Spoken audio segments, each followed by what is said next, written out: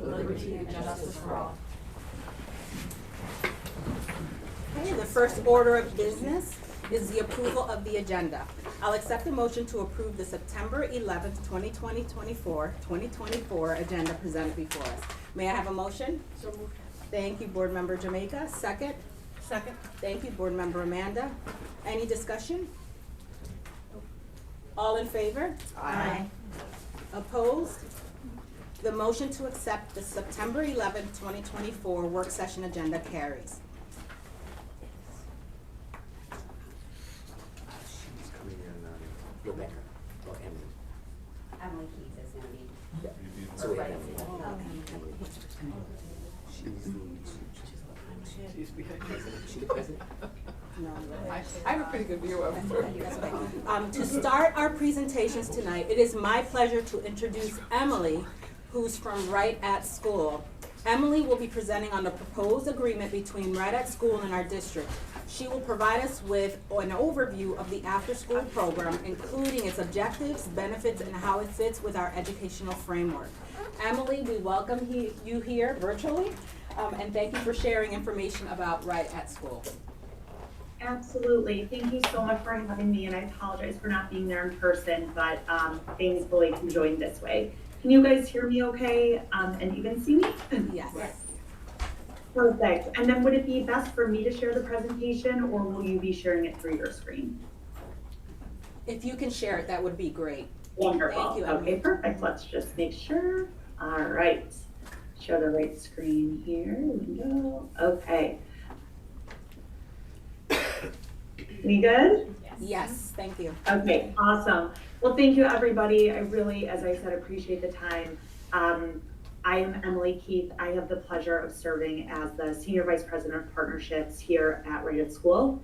I come to you tonight as a former special education teacher, and even more proud of the fact that I am a mom of 2 school-age children, and come to you tonight as a working mother. So someone who really values and truly believes in the importance of out-of-school time. Sorry, moving my screen's around. There we go. So who is Right at School? Our mission is to inspire a love of learning, to support schools, and to give parents peace of mind. Now, what does that actually mean? Well, it means that we are an organization that was rooted and started because we wanted to make a change. We truly believed that students, families, and schools, they just deserve more. And so the story goes, about 13 years ago, our founder, who's still very connected to our organization today, walked into his daughter's after-school program. And there she was eating a bag of Doritos, watching a movie. And he said to himself at the time, gosh, this is really safe. And she is happy, and she's getting her homework done, but really this feels like babysitting. And just what if I set out to do something differently and more? And so he really did the research and grew Right at School into what we are today, which is a high quality program that keeps students safe, that engages with homework, but that really pushes the envelope even more to focus on those durable skills, a sense of belonging, student development and leadership, and a real stable and consistent form of programming. And so while one of our tenets is to be locally inspired, which I will talk about throughout sort of our chat today, we are really proud of the breadth that we've achieved over the last 13 years. Each and every day we are serving 65,000 students across the United States, and also are working with 165 school districts and 5,000 educators. But what actually keeps us going every day, and all of us coming to work every day, is the focus on our impact, where we're really focusing on lifelong joy and learning. The research shows that when students are engaged in a high quality program, they start to exhibit outcomes that are more than just, right, attendance connected, or more than just happy and safe. But students start to feel empowered. They start to enhance their social skills. And one of the things that I hold near and dear to my heart is having a positive identity and a confidence in oneself.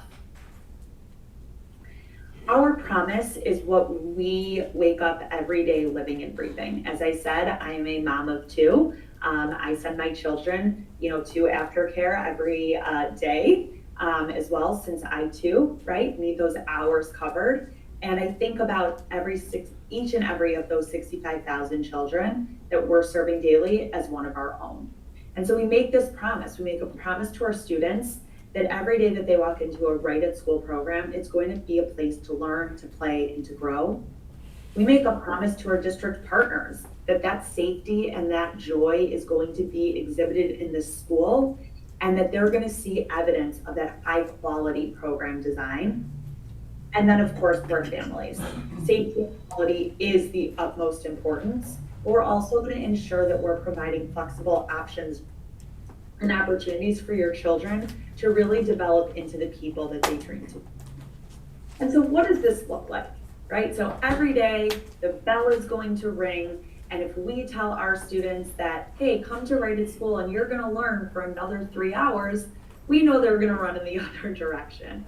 But what we're really focused on is creating an opportunity for community building with the kiddos within the program, providing choice, and ultimately having fun. So Right at School is the opportunity, just like its name, to be on site in schools. Children will engage in over 180 different hands-on activities that are collaborative and engaging all throughout the year. As I said before, one of our tenets that we hold really close to our hearts is the idea of being locally inspired. And so while we are a national organization, we treat each individual school program as its very own. So we're going to work with our students on community-led service projects that impact directly them and their community. We hire local educators, which we'll talk about momentarily. And then additionally, we're even committed to also continuing elective opportunities with two long-standing partners that have been within the Schenectady community. And so the way the school day starts is it starts with the town hall. Our kiddos are going to come in. We're going to not just take attendance, we're actually going to do a name-to-face connection, starting off right away, not only with that safety, but with that personal connection between the trusted adult in the room and the students coming in. We're going to have a conversation to set expectations for the day, talk about our themes. Then, of course, we're going to move. We're going to get those wiggles out from sitting throughout the day. We're actually going to engage in some American Sign Language. Research shows that as we're thinking about building up our students' social emotional well-being, a big portion is finding different ways for students to communicate, so all students have an opportunity to connect with each other. We'll get that homework done, so when our kiddos go home to their working parents, they get to just focus on that family time because the homework is done.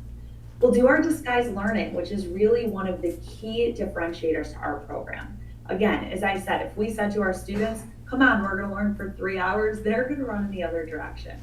And so instead, what we've built is 180 different activities that our educators facilitate each day. Students have choice between stations, they're done in small group, and they're done collaboratively. What you see here is 2 students working on Roman aqueducts. I walked into a program a couple weeks ago and saw students having a friendly competition about who could build the loudest wind instruments with everyday materials like construction paper and scissors and tape. Now, did we really care who made the loudest one? No. But what we loved to see, what the students learned, was this idea of iteration, was this idea of collaboration, problem solving, and then even presenting, because they shared out their inventions and then would go back and try again.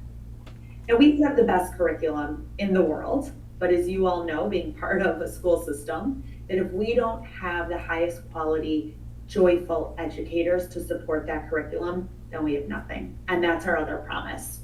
We're dedicated to ensuring that we're finding local educators, whether they're educators in training, retired teachers, or folks that just have a true passion for working with children. We assess where these individuals come in, and then we offer innovative blended training and mentorship. And I love to share that that's ongoing. When I was an educator, the hardest thing was to get that one day of professional development and then be done. That's not how we see that practice evolve into the classroom. And we take that same idea here. So our educators that we hire We not only provide onboarding training, but ongoing training as well. We're also really focused on ensuring that there is accountability, safety, and then also coverage, right, within our staffing models. And so working with Schenectady, there will be our on-site educators. And there's going to be a program manager who's going to work closely with the principals and the teachers and really being kind of the face of the program. And then we also have our regional area managers who are going to work closely should the board have questions or with the superintendent, provide back information back to the community and the families and really be that go-to person that when our program managers are in program, still having support nonetheless.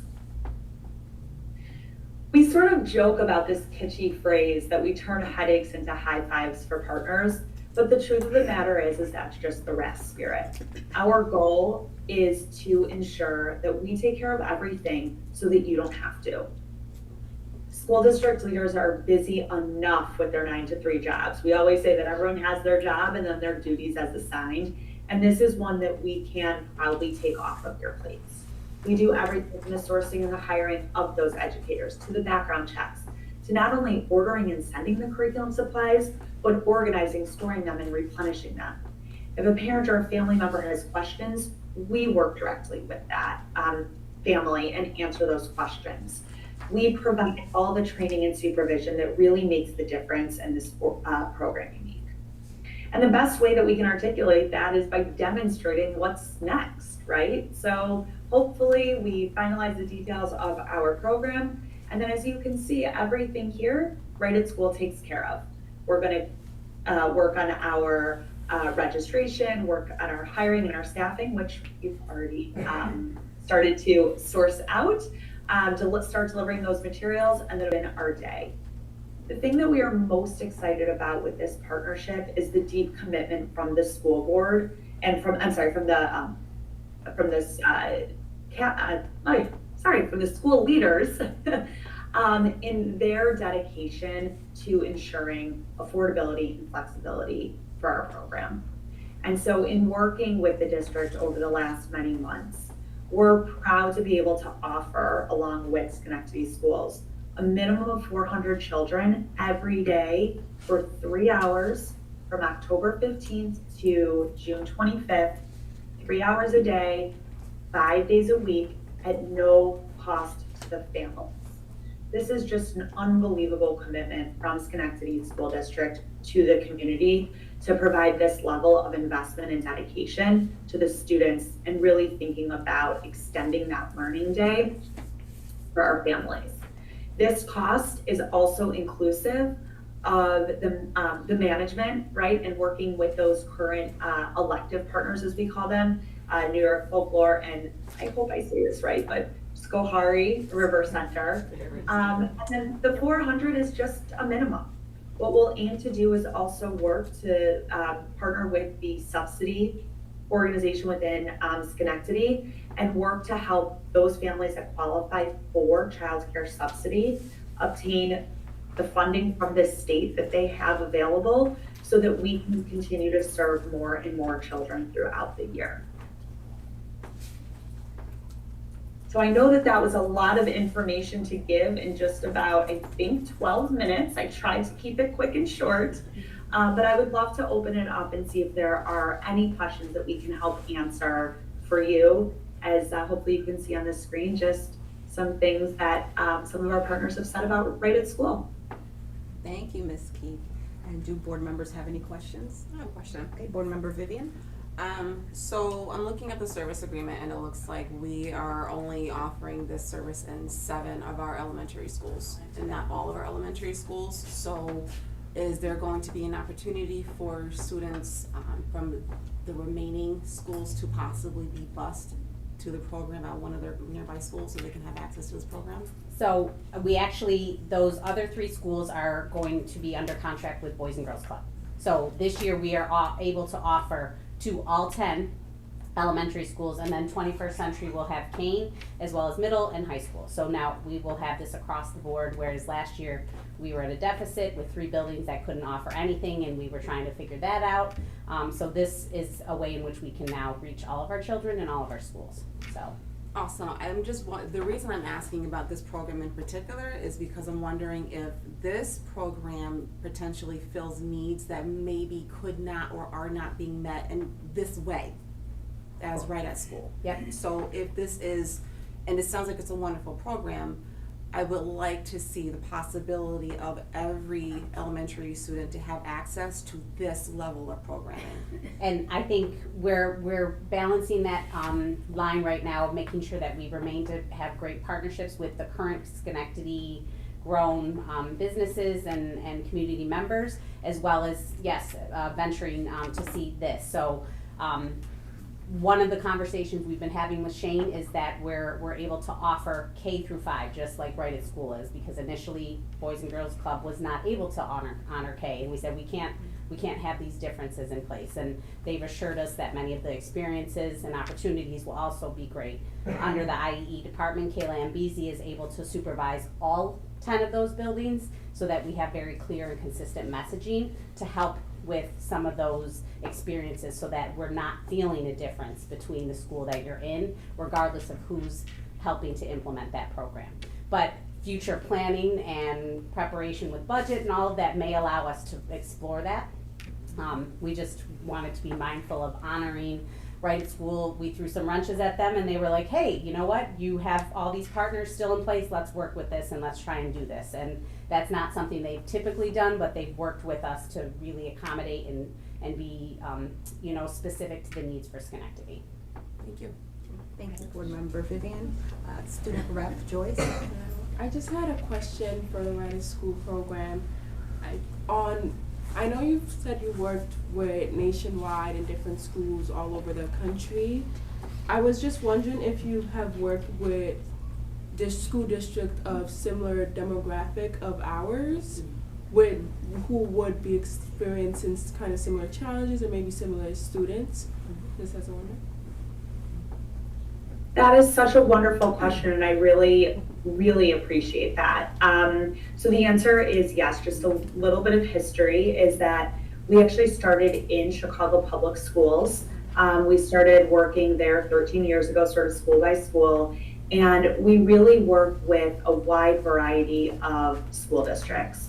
A couple just sort of that come to mind is Gwinnett School District in Georgia has a wide variety of needs. We're working in both sort of a district paid and a subsidy reimbursement community there. We also are working really closely in Elgin, Illinois, that also has similar needs and also a similar partnership from the district in terms of the same level of commitment to wanting to ensure that equity for all. We also do support schools, districts across New York and also in New York City as well. Does that help answer the question? Yes, thank you. I just have one more, sorry. Yeah.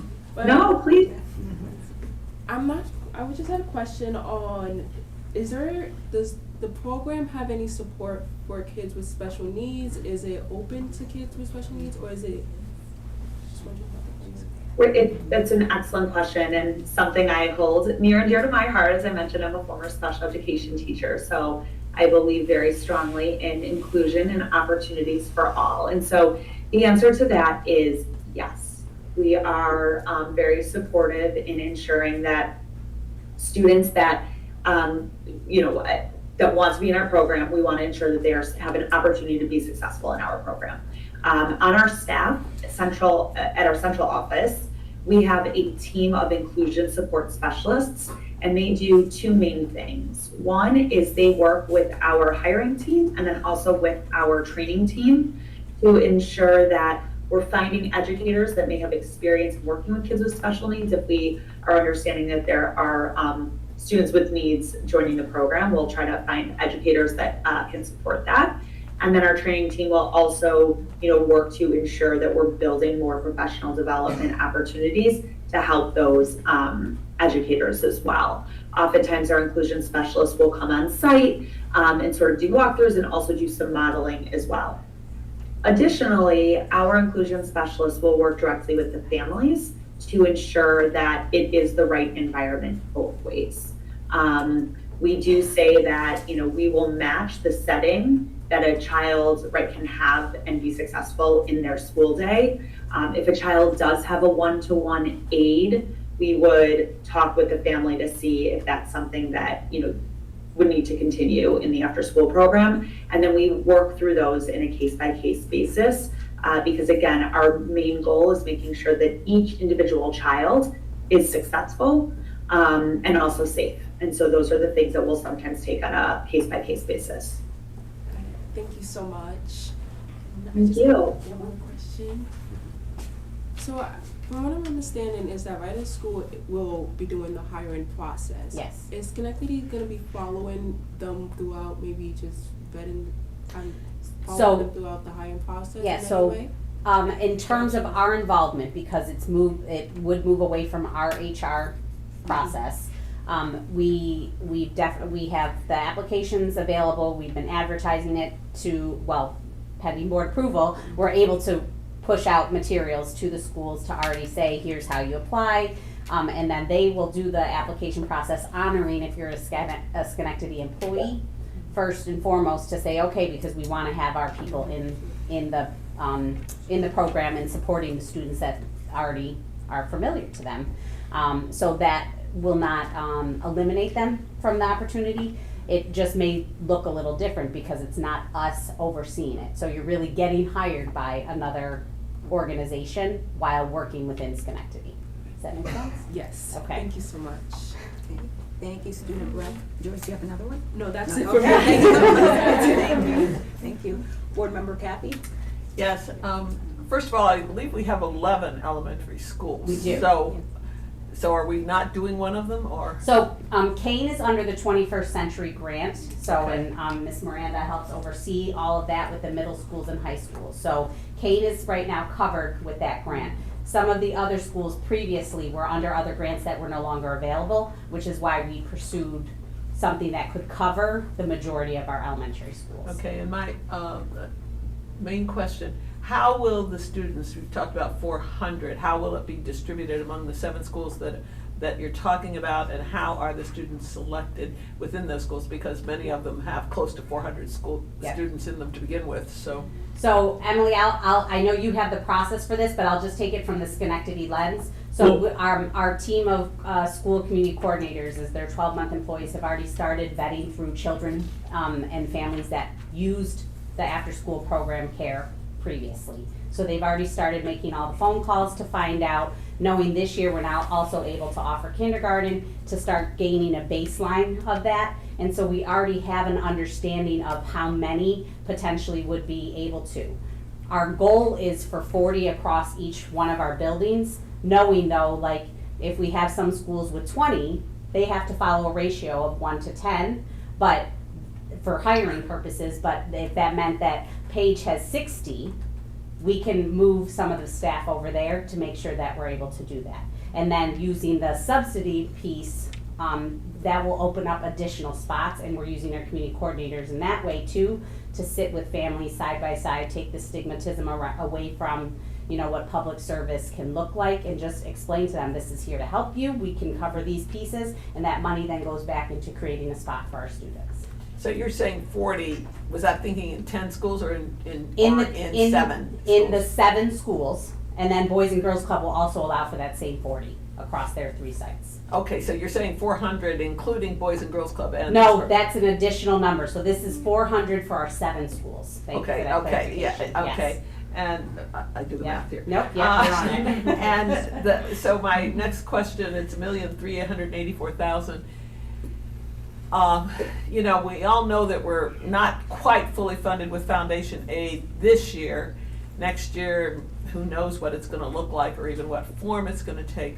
What happens if we cannot afford this in the following or subsequent years? Yep, so I've had the conversation with Terry, I know he's in here, as well as Christy with grants, and Stephanie Holloway has actually been one of our go-to members from Right at School. Stephanie and I were just exchanging some texts about also looking for some grants that will also maybe help and be supportive of this for future use. But looking at how things are funded, we may be very, the hope is that we are able to sustain this for all of our schools if we were to expand with the way that the current budget stands. And again, Right at School has been very accommodating and flexible with us, so their initial quote was not something that we could meet, and so we've looked to figure out what could that mean so that we could make it affordable without compromising the integrity of the program and the needs of our families. So does the $1,384,000 cover the cost of the educators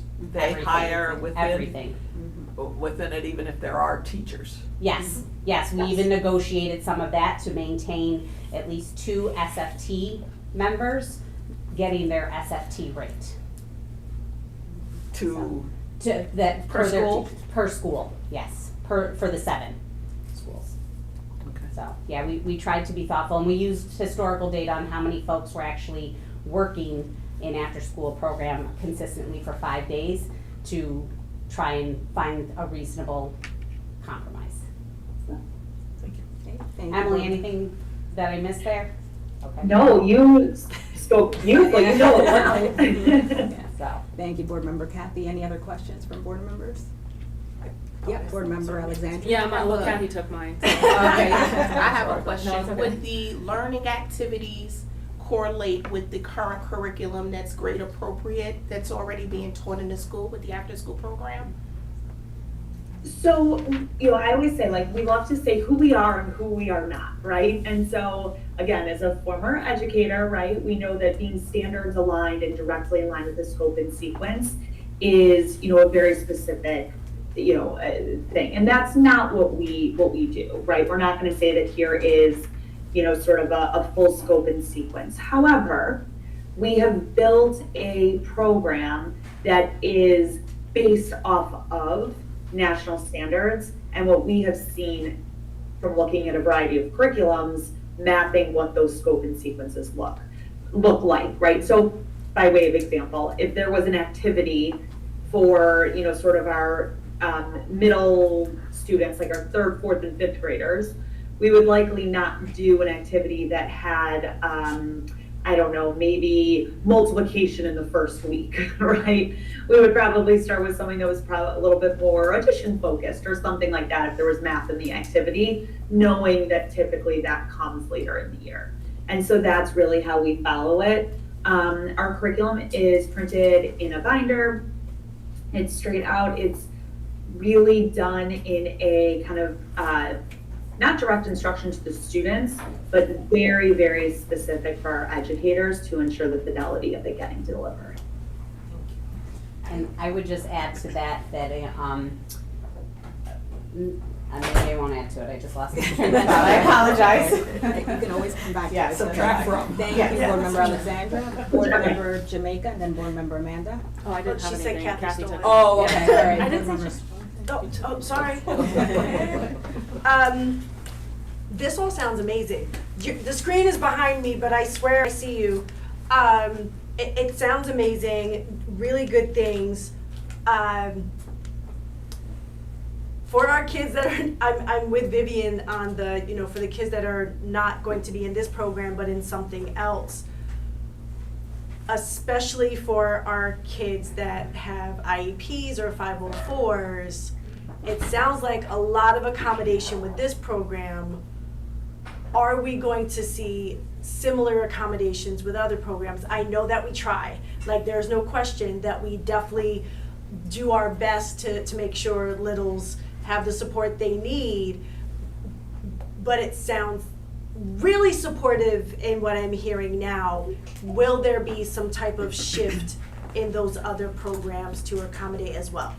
I think these are the real conversations we're engaging in now, is that we see the support system that's built there, we understand what that financial cost is around all of that, so now we can also look around what do those supports need to be like and any other additional programs that we have. Without, again, we don't wanna sacrifice the good partnerships that we Right. have within our community, but again, Shane's been wonderful in us just saying, okay, we've gotta have K. He's like, okay, well, that's not something we've done, but we'll make it work. So, again, and so I think everyone's open to having those honest conversations and looking to make sure that all of our children are getting this same level of experience and safety being a priority. And then just a piece of gratitude of looking for opportunities to educate families about the subsidy that exists, which will ultimately allow for us to offer more spaces because of it. I think it's out of the box thinking that not everyone necessarily considers or has the capacity to do, because it is an additional level for them to, you know, take on and navigate that and receive the payments from the state. Right.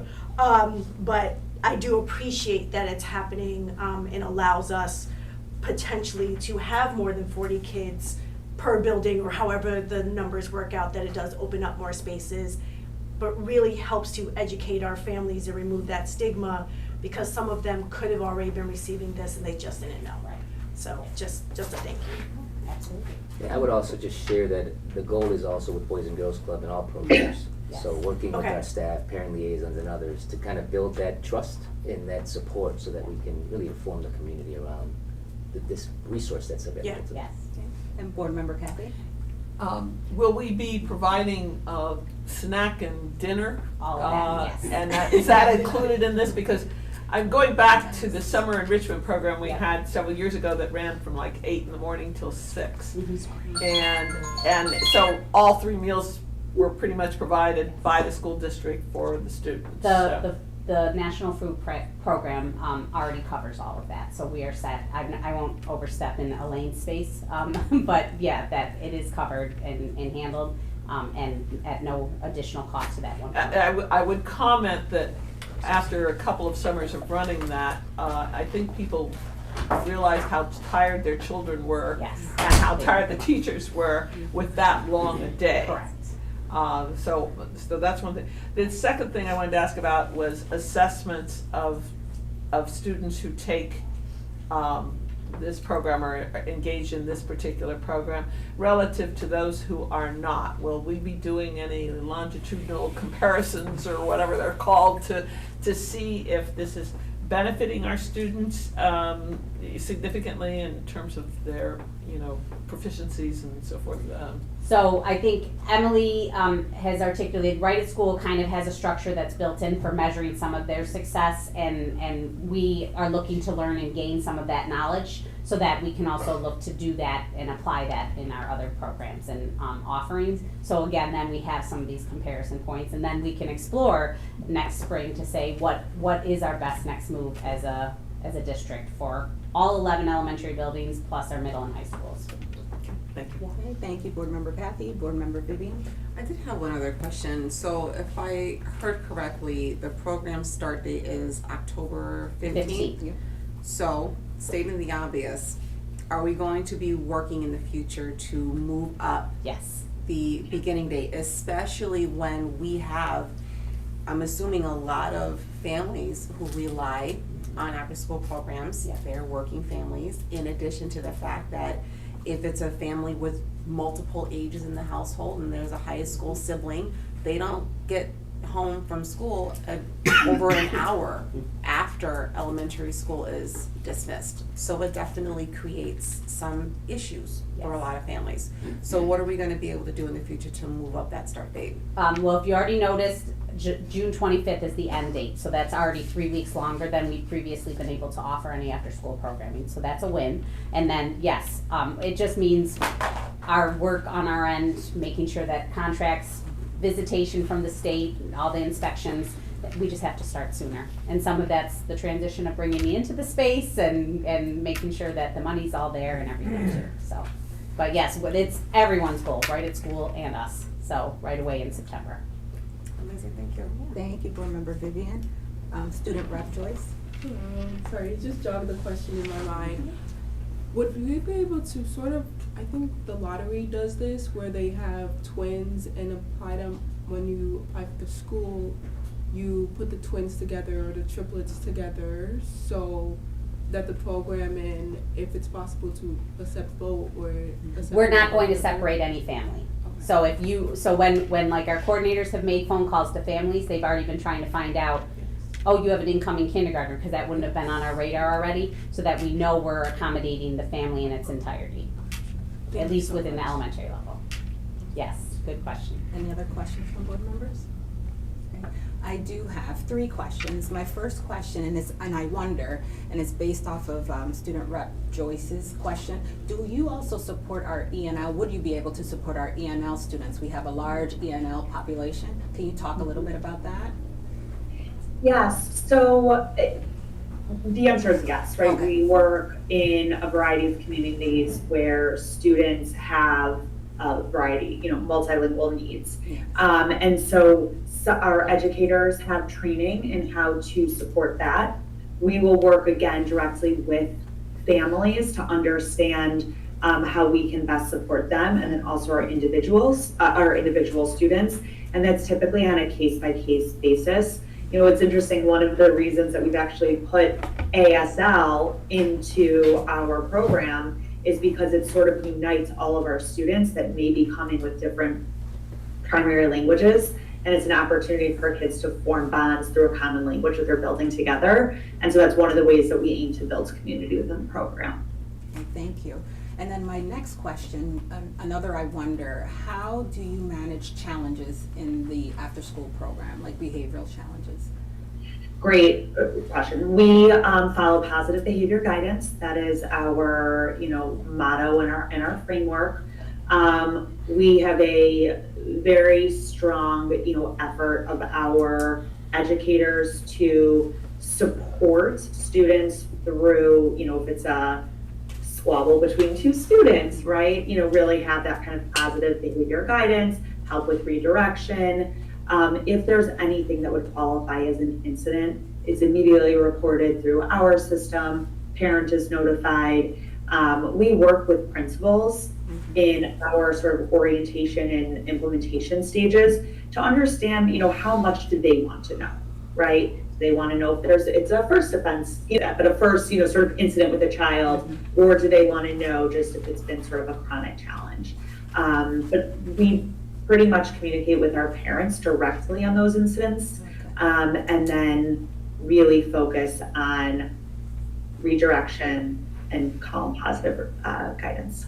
Okay, and then my last question, I don't know if I'm getting the title exactly right, but the on-site coordinator, do they communicate also with the school that they're in?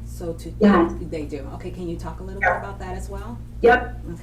Absolutely. So the way that it works is we have our educators, they come every day, they are, part-time employees, they come, they support the after-school program. They have their training, they have their modules, they actually come early to help with setup, organization of supplies, and then even something that we call break bites, which are small sort of modules of professional development ongoing.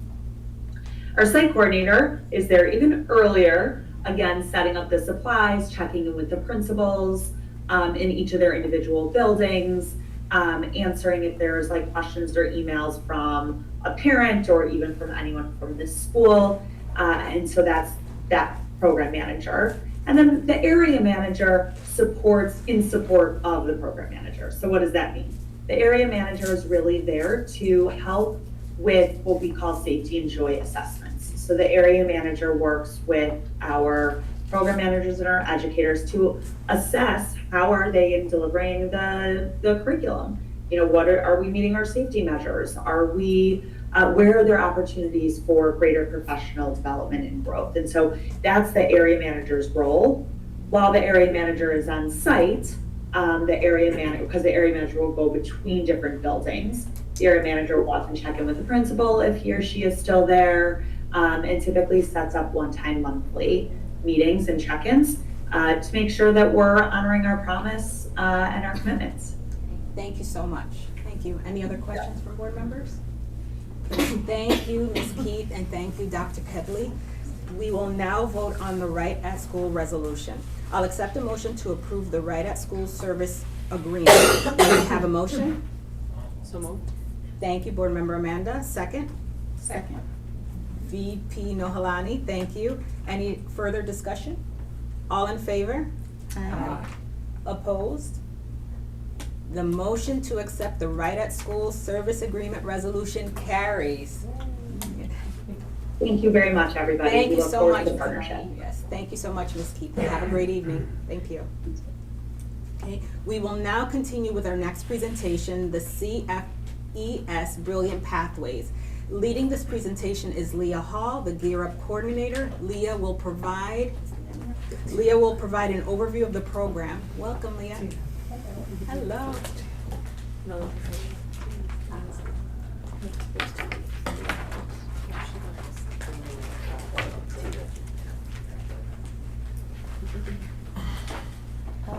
Okay, so, hi.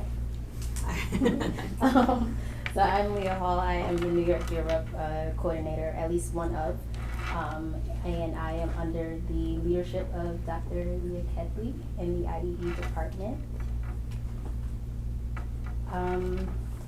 So about us, our grant directly follows our district's vision of continuing to improve education, dedicated to teaching excellence and equity, engagement, efficiency. Our 4 pillars, student graduate success. We are dedicated to student graduate success, passionate people, partnerships with families and community, which is one of the reasons why I am here today, and also to bring in efficient systems and equitable resources. So what is New York Gear Up? New York Gear Up, gaining early awareness and readiness for undergraduate programs.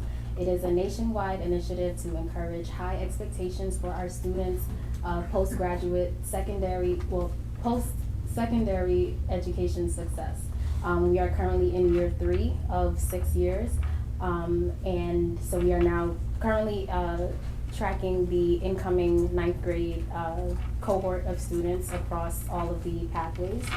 And we will continue to track and monitor their academic success through offering several interventions to promote their graduation, to increase their graduation success rate.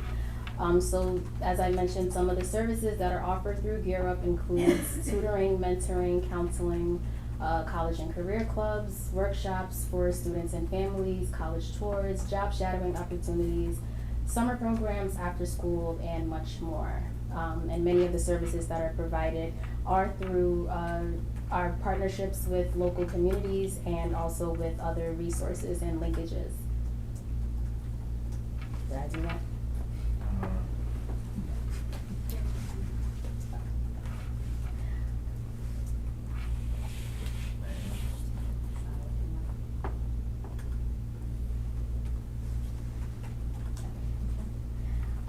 So who is CFES? CFES stands for College for Every Student. It's a nonprofit organization that believes that every student deserves an equal opportunity to enhance skills, gearing them towards college and career success. CFES services K-12 districts nationwide to support, build, and strengthen resources to assist in college and career readiness. So this line here was pulled directly from our grant proposal, and CFES was written into the New York Gear Up grant proposal as a match. New York Gear Up requires each of their qualifying and approved sites to identify sources of additional funds to help share the costs, to help ensure that all grant goals and objectives are met.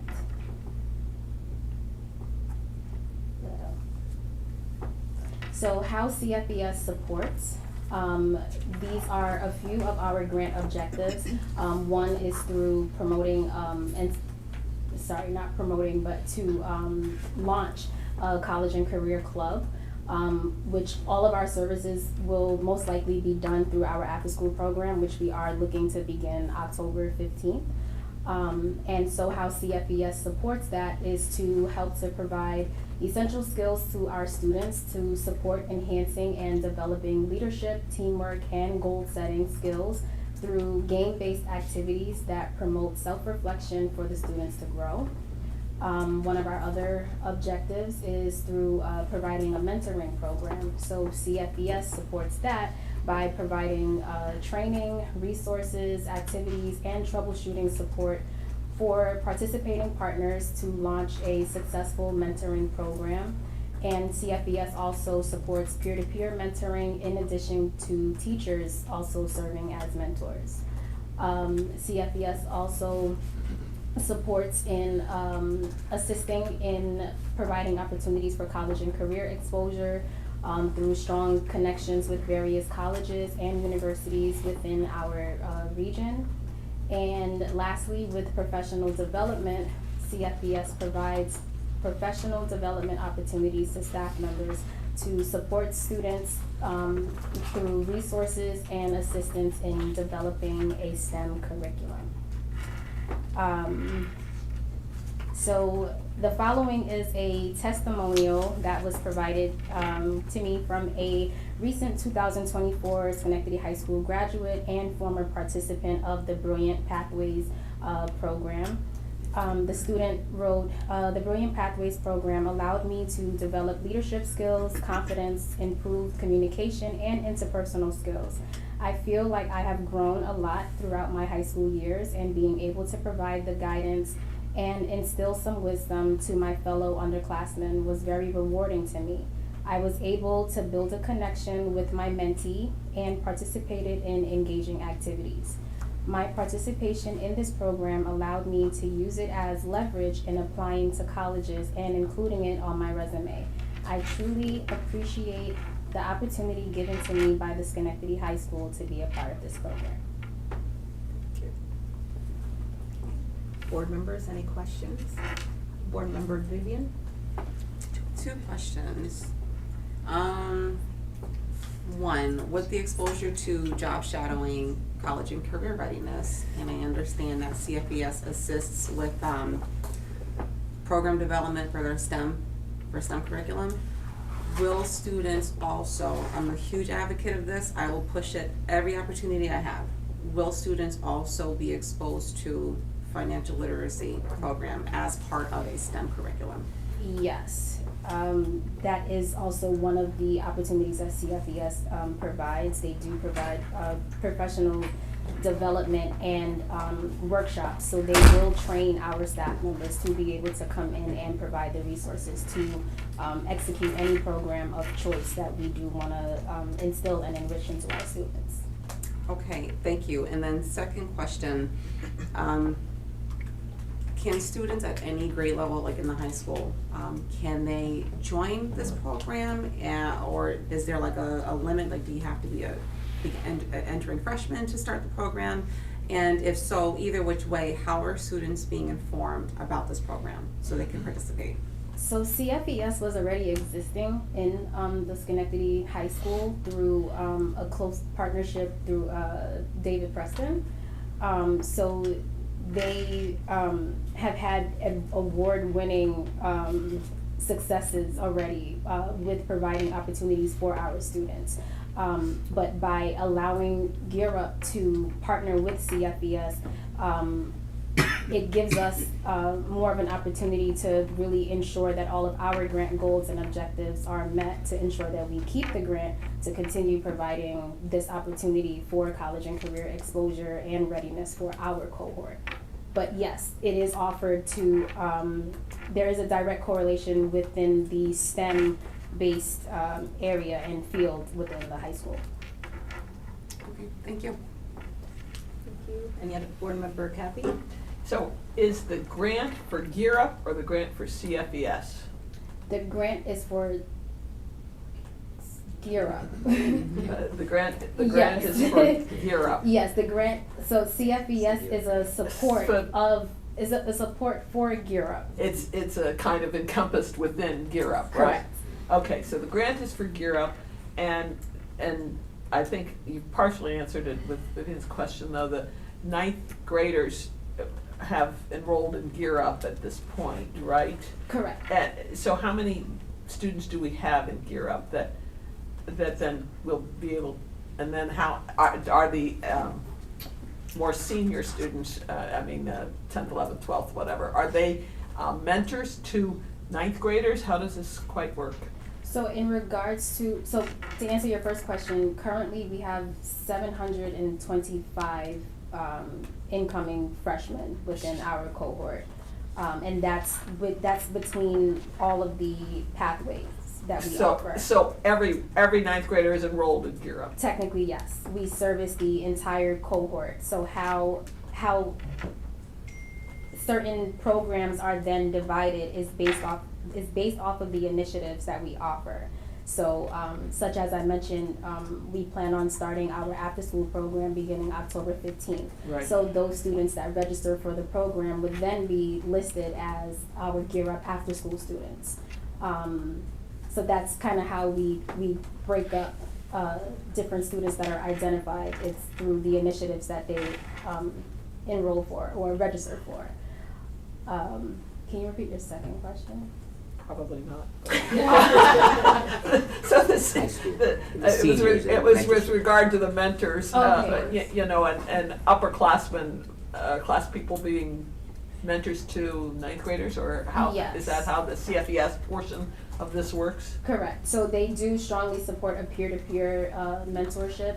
So they will assist us with the recruiting and training process for the upperclassmen to be able to then, they provide the recruitment, they provide the training and the resources, and they give them certain activities to do with the mentees that are selected. for this program. CFES, you mean is the they that you're Yes. talking about, gives that to the upper class? Correct. To work with the younger Yes. students, okay. Thank you. Any other questions from board members? Vice President Nolan? Sorry, so not to drive this home anymore. So you said it was all ninth grade students. I just wanted to make sure it's the high school in addition to like our ECHS big picture students, or are they, everyone is included? Everyone is included. Okay, so they follow, and the program is following them from the ninth grade all the way through their senior year? Correct. Okay. Started in seventh grade. Oh, it starts in It started, this group it's a third year, so they started in seventh. Oh, okay, so each year we're adding on a new No, cohort? it's No. following that same group. Ah, okay, thank Class you, of- that's what I want, The class okay, of 2028. gotcha, okay. Any other questions? To beat the dead horse. One cohort that started in 7th grade, those students will be followed through college, but there are not new students added. Right. That's normal. Yes. If they are newly enrolled into our district, into this now cohort. Into 9th grade. Yes. Right, so if a student transfers in from someplace else and they are in 9th grade, they can be They are in now ours. as part of New York Gear Up. Correct. But we do not have New York Gear Up and the programs that they had for the current 7th or 8th graders. Correct. Okay, because I didn't, like, That's when what I- when yeah. Vivian asked the question, I was like, I don't know if that's really clear for folks, because it's sad. So, and also to your point, if we have students that are entering in, for example, the 10th grade, did they miss the boat? Yes. Yes. Yeah, so this grant is unique in the fact that it does follow this group, but the Yep. goal for us is to utilize these resources to kind of then support seventh, eighth, and moving forward. So I mean, but it is focused on a cohort model that'll follow them all the way through high school and then college or career. Okay, follow up, which if it was already asked, I apologize. I think part of my concern has always been, there are things that New York Gear Up students have done that our other kids, unless it is going to happen, are not going to be able to do. So there were trips to places that they did in 7th grade, 8th grade, that they're gonna do in 9th grade, that our current 7th and 8th graders, unless I'm wrong, are not going to have that experience. So what can we do, or what are we trying to do to find ways to have those same opportunities for those students, because we don't have to get to year 6 to know how much impact it's already having on our students. There's a kid in the program that I love dearly, so I know very well the stuff that they've done. What can we do, or what is being planned, so that our current 7th and 8th graders and those that will be 7th and 8th graders are going to be able to have those types of So, opportunities? good evening, board Yes. members, superintendent. I will follow up and answer that question if you don't mind, Not at all. Miranda. with the IE department. I'm Dr. Kelly's assistant director. So one of the ways we do that is we utilize our other programs that are offering. So 21st Century does have a component in college and career readiness. And so we provide opportunities through those programs for those students who are enrolled in that program. And that serves students that are in grades 1 through 12. So we got trips coming? Yes. Okay. All right, I've got an 8th grader waiting. Okay. Yes, And we are thank you. looking at ways to solidify what some of these particular experiences would, are. And I think the 8th grade trip is one of those trips Okay. that we're working on, just seeing how, what's unique about this program is the match, but also the dollars that support it. So I've been working with Terry and just trying to figure out how do we look at what we've done and then see how we can kind of keep that as fixed kind of opportunities that we have. Okay. And, have MBK, so there's other grants that support some of these efforts as well. Okay. Shades of Sisterhood, that's different, but these are different programs that definitely provide, IE will work within all the grants that they have to see how we can support, and most of those grants also speak to college, career, and those opportunities, so we'll align them. Thank you. Yeah, just a quick comment. It was just great. I spoke to some of the students that went to DC, and they remember specific things when they went to the museum. And it was just great to hear their excitement, but literally understanding and learning about history. They were very vocal about it and had so many opinions, and that was exciting to hear. So, and student board representative, Joyce. Hello. I just had a question on what separates CFE from Gear Up. Is Gear Up the one with all the after-school programs? Because you said CFE was already a program that was in Schenectady School District. So what does Gear Up add to the program? So CFES is actually a resource that, you're fine. CFES is a resource that Gear Up will use to make sure that we are able to attain and achieve all of our goals. So CFES, as their own existing standing organization, they have goals that directly align with the New York Gear Up goals, which was, I guess, one of the reasons why it was added as a resource and a support for our grant. Thank you. And also, you said the 12th, so with the mentor-mentee programs, would it be 12th graders and mentoring the 9th, similar to that? Yes. So the 10th to 12th graders that would be doing the mentoring wouldn't be part of the program, just students that were picked? So we have not clearly defined that, but it's, the way that it was actually discussed was that it would be upperclassmen.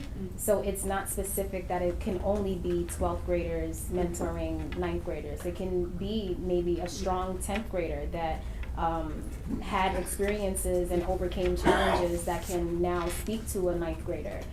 So it's just really any upperclassman that can serve as a mentor to one of our 9th graders. Thank you so much. Any other questions from board members? You did, okay. Yeah. How are the kids for the after-school program that Gear Up offers picked? Is it by application? Is there a cap or limit on how many students can apply to it? So we do want to be careful that we maintain ratio. So we did put out our recruitment survey for students, and we also put out our job applications for teachers. So through the various workshops and opportunities and interventions that we plan on providing for the students, once we then filter through the list, what we've done in the past, like last year, is Gear Up also runs a at-risk initiative. So once we start meeting with the counselors and social workers, and we learn students that may be at risk of failing, and we look at the resources that we offer for reading improvement, such as our STAR Literacy program, also looking to hire additional tutors and mentors. We look to target some of those students that are within that failing area to then recruit them to be a part of our Gear Up After School program. And I just want to add to that, we also have 21st Century. So if we're not able to meet those needs in Gear Up, and they have students that are on their list, if we have room in our program, we would also incorporate them. So Leah and I work very closely together to make sure that all our students are being served and put in the right placement in programs that they need. Thank you. You're welcome. Thank you. Any other questions? Thank you so much, Leah, for the presentation. Thank you, Simone. You're welcome. Thank you. We will now proceed with voting on the CFES Brilliant Pathways Service Agreement. I'll accept a motion to approve the CFES Brilliant Pathways Service Agreement. May I have a motion? So moved. Thank you, Board Member Amanda. Second? Second. Thank you, Board Member Alexandria. Any further discussion? All in favor? Aye. Opposed? The motion to accept the CFES Brilliant Pathways Service Agreement Resolution carries. To conclude our presentations, we will now hear from Dr. Kedley. Dr. Kedley will provide key aspects of the Create Community Studios Studios program before a final vote under presentations and resolutions portion of our agenda. Welcome. Thank you.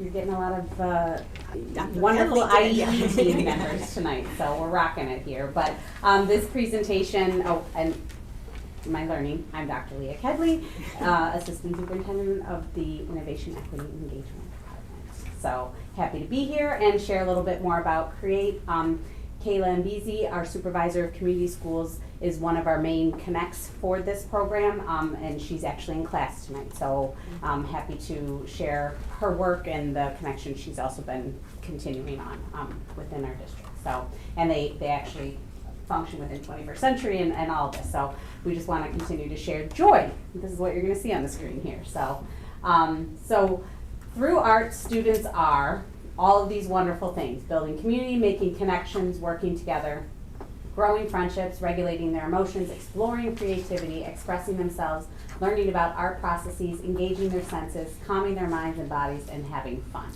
So this is part of what they do, and the mindfulness aspects are here. Oh, no, it's not. Do I have to do something different? Oh, there it is. Okay. It went really far ahead now. There we Is that it? Okay. Nope. It's just, there we go. Sorry, thank you. Okay, so why mindfulness? So we want to make sure that our students are aware about how their brains are working, and I've seen one of the activities they do is like the bottle right there in front of you filled with glitter, and they get to shake it up and see how, you know, that's the brain working and gets all mixed up, and then how it can calm too when you do some things like breathing and giving it time to be still, and so they're able to actively show some of these activities. But the long-lasting impact it can and is seen in our schools. Our goal is to equip students with the tools, exercise them to be more mindful. Some of the many benefits include all of these self-regulation techniques, understanding better about their own body, their own brains, their stress levels, their anxiety, giving them the opportunity to make some decisions, also just having some fun again. You know, it's this idea of having fun, you don't even know you're doing it. So our creative mindfulness, this is one of the curriculum pieces. It was in 30 classrooms among 4 of the community schools, and those are listed there, and these are just some pictures of what was created during that time. Some more joy here. At K, they did a thing on self-portraits. They had a unit on paint your breathing, in my heart, angry monsters, the emotions color wheel, and a gratitude bowl. And you can see kind of the evolution that transpires from K through 5. Kids are also able to create their own mindfulness toolkits, which, you know, would take a standard shoebox and make it into something wonderful. And they participated in building these toolkits with a teacher, all of those little things in the right corner, breathing rings, making little positive notes for themselves, maybe how they might do this, just building their own strategies for taking care of their own needs in their moments of increased anxiety or stress. These are just some of the remarks from teachers that have done this. Really, without reading them all to you, it's that the teacher saw the benefits, they saw the students actually utilize some of these tools, they've seen this be, a really positive addition to the experiences that their students are having, and they're happy to see it being applied and implemented in the moment too. So. The after-school program also has used it, as I mentioned, in 21st Century, as well as in our after-school programs at the identified community schools. So these are just some of the examples of different art projects that our students have engaged in. Lots of smiles. And then our adults have also participated in this. I know that on one of the superintendent's days last year, we were tasked as principals at the time to create some mindful opportunities with our staff. And so Kane did an art making workshop with teachers and staff, and they showed their why for teaching. I know we copied a little bit of it and did a non-alcoholic sip and paint at Hamilton, where people again were able to incorporate those art techniques and being mindful of all of these things. And so it's just as it is beneficial for our students, we're also seeing that need for our adults. And I know we have some great partnerships as well, and professional learning that went on for the teaching pool this summer. So just the embracing mindfulness and the SEL components for all. And then we have expressive arts therapy for our upper schools. You can see these very cool masks here, and just the creative juices flowing there for our students in the bottom picture. And then some of the special events that have taken place.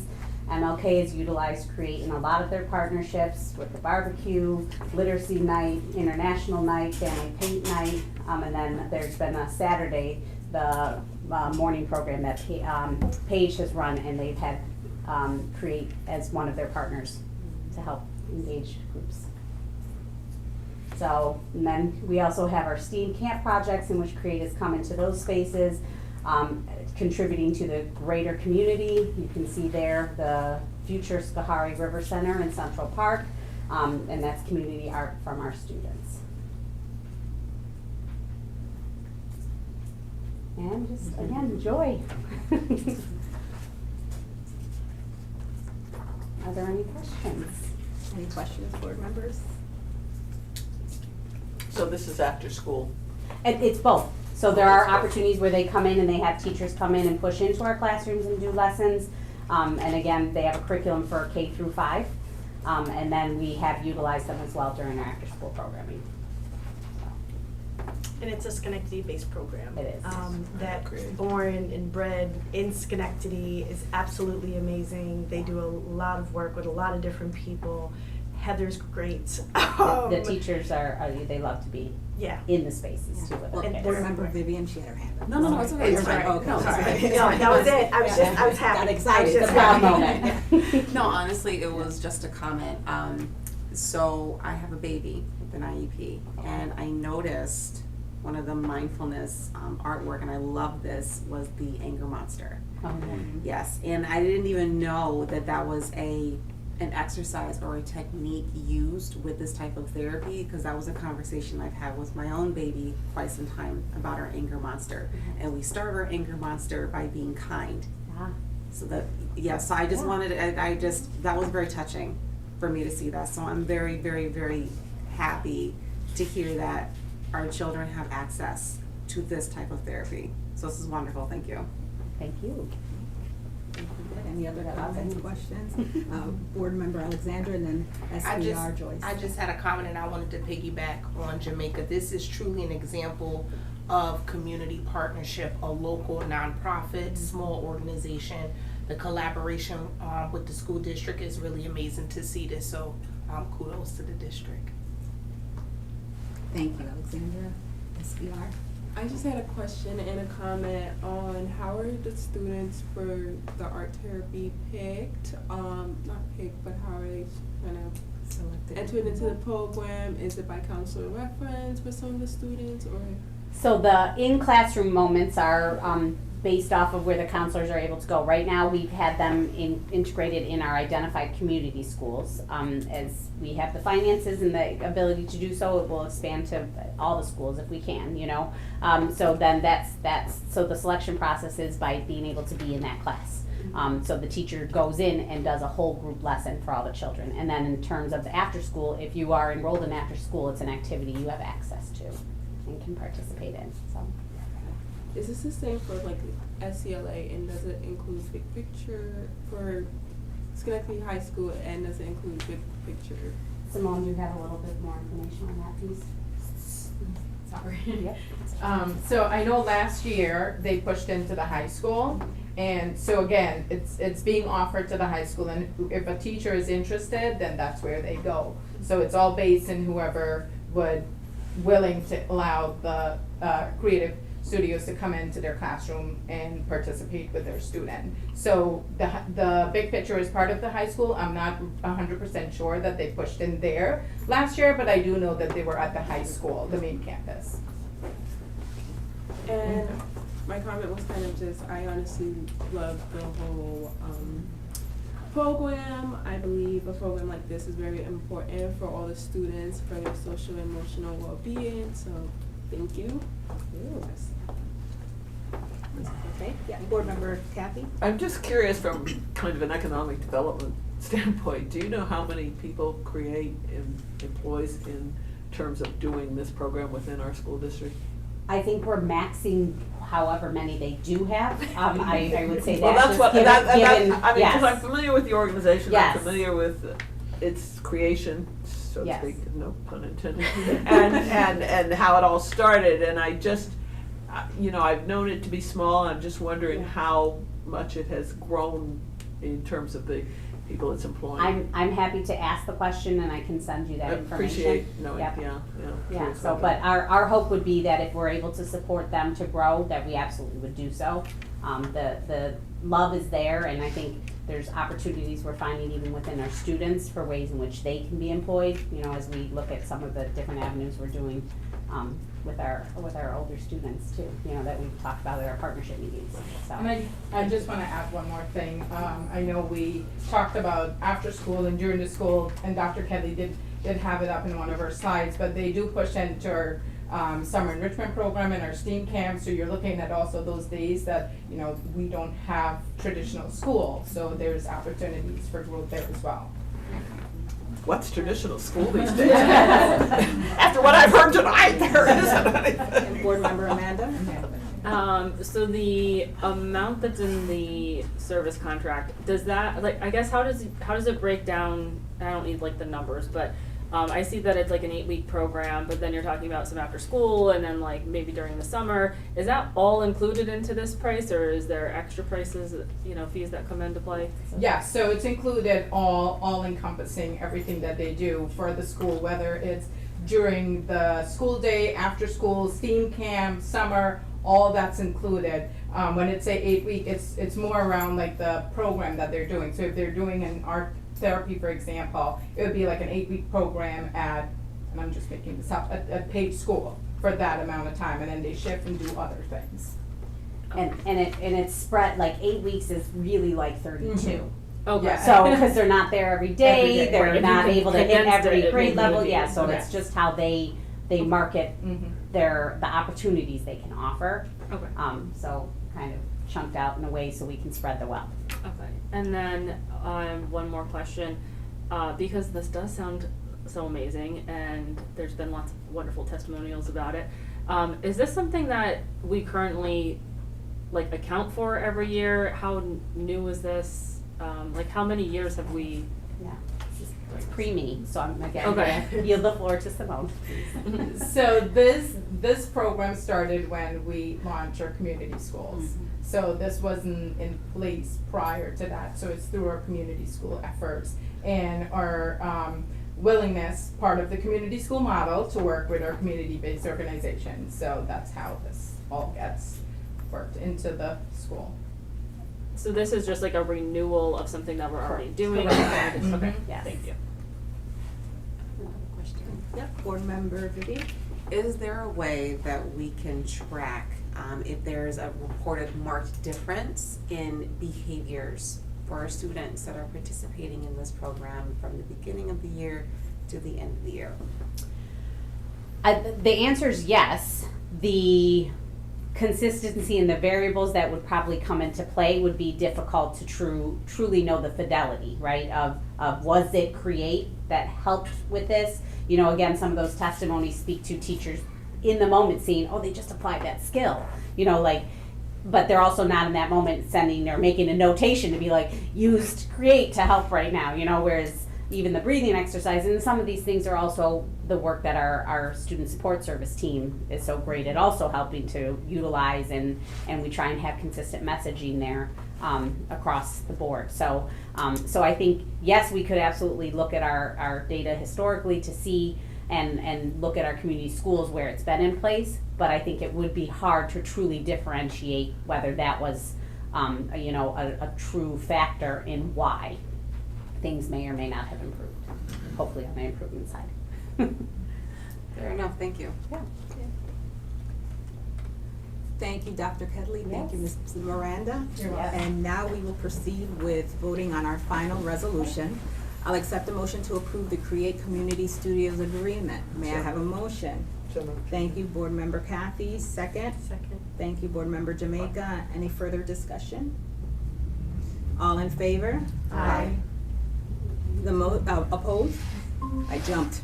I had a feeling no one was gonna supposed to. The motion to accept the Create Community Studios agreement carries. And thank you so much for all the presenters today to share the information about our after-school programs. We have awesome after-school programs, and you did a great job reminding us of all the things that we can provide and continue to provide our students. So thank you so much. Thank you, much appreciated. Okay.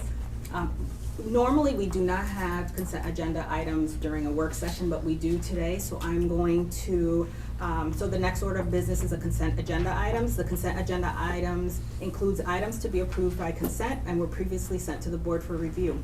However, single items can be considered separately and taken off the consent agenda by a single member if they wish to do so. Does anyone want anything removed from the consent agenda items? Hearing none, we will continue with the vote.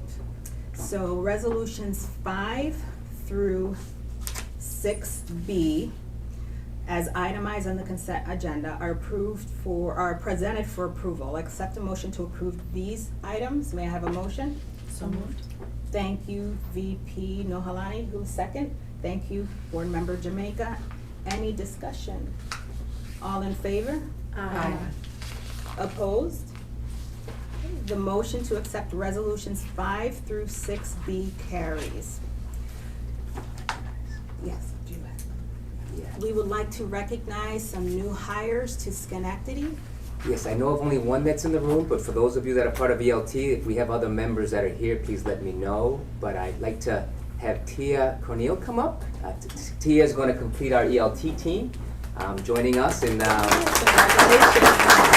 Going to elementary and middle school student here in Schenectady. Indeed. So if you want to share a little bit. Absolutely. We're excited to have her on our team. Good evening to the Board of Ed. Thank you for having me, Superintendent Cordell and Deputy Superintendent DiCaprio.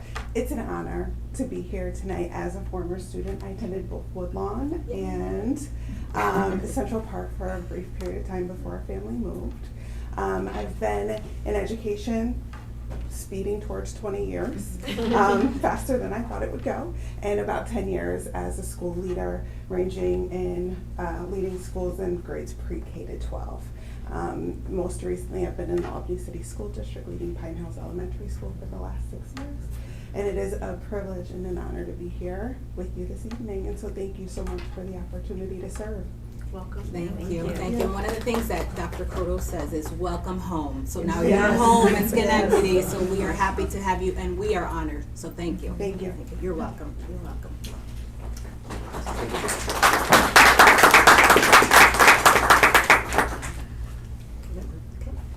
If there's no further business to discuss, I ask for a motion to adjourn the meeting. May I have a motion? So Thank you, Board Member Alexandra. Second? Do we have an executive session? Oh, yeah, we do. I was testing everyone to see. I got excited. You're like, Hires? Oh, yeah, another. We have some hires, yes. Oh. Can you introduce? Do you mind? Can you introduce? Yeah.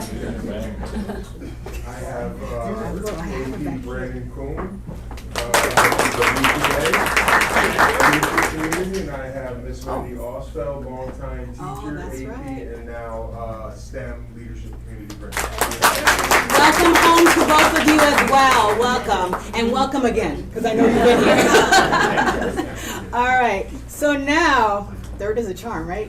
Okay. I'll accept the motion to go to into executive session. May I have a motion? So moved. Thank you, Board Member Amanda. Second? Second. Thank you, Board Member Vivian. Any discussion? All in favor? Aye. Opposed? The motion carries. Have a great evening, everyone.